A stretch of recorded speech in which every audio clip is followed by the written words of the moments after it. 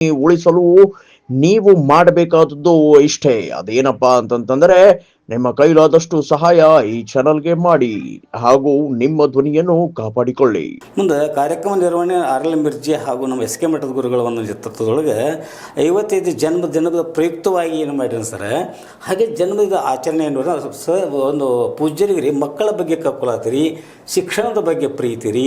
ಹೀಗಾಗಿ ಇನ್ನೇನು ಸರ ಒಂದು ಶ್ರೀ ಕಿರಣ್ ಮುಚ್ಚಂಡಿ ಹಿರೇಮಠದ ಬೆಂಗಳೂರವರು ಮಕ್ಕಳಿಗೆ, ಬಡ ಮಕ್ಕಳಿಗೆ ರೀ, ಅರ್ಹ ಮಕ್ಕಳಿಗೆ ಸಮವಸ್ತ್ರಗಳನ್ನು ಕೊಟ್ಟರಿ. ಜೊತೆಗೆ ಸರ್ ರಮೇಶ್ ಬಿರ್ಗಡ್ಡೆ ಅಂತೇಳಿ ಮಕ್ಕಳಿಗೆ ಶಾಲೆ ಬ್ಯಾಗ್ಗಳನ್ನು ಕೊಟ್ಟರು ಸರ್.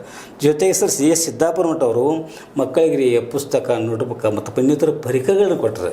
ಈ ರೀತಿಯಾಗಿ ಸರ್ ಅವರ ಒಂದು ಜನ್ಮದಿನ ಅಂತ ವೈಶಿಷ್ಟ್ಯಮಯವಾಗಿ ಆಚರಣೆ ಆಯ್ತು ರೀ. ನೋಡಿದರೆ ಪೂಜ್ಯರ ಒಂದು ಜನ್ಮದಿನ, ಆದರೆ ಅವರು ಒಳಗಡೆ ಮಾತ್ರ ಏನಂತಂದ್ರೆ ಸಾಧ್ಯ ಅಷ್ಟೊಂದು ಪರಾರ್ಥ ಕಾರ್ಯ ರೀ. ಅಪಾರವಂತ ಜನಸಮೂಹದ ಮಧ್ಯದಲ್ಲಿ ಪೂಜ್ಯರ ಒಂದು ಮನೋಸ್ಥಿತಿ ನೋಡೋಕೆ 55 ತುಲಾಭಾರಗಳನ್ನು ಆಗುವ ರೀ ಮಗುವಿನಂಗರಿ ಕುಲುಕುಲು ನಕ್ಕೋತ್ತವ್ರು ಕೂತಿದ್ದರಿ.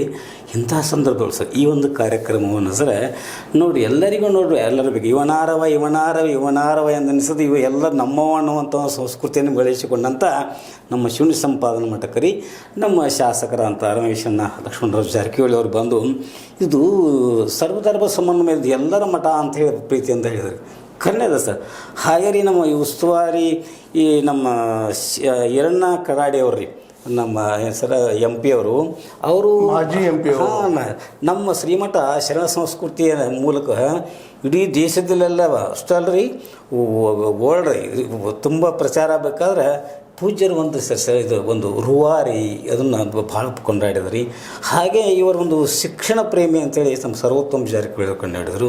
ನಿಜಕ್ಕೂ ಸರ್ ಮಠದ ಒಂದು ಧ್ಯೇಯನೇ ಶಿಕ್ಷಣ ಸಂಸ್ಕೃತಿಯನ್ನು ಉಳಿಸುವಂಥದ್ದು ರೀ.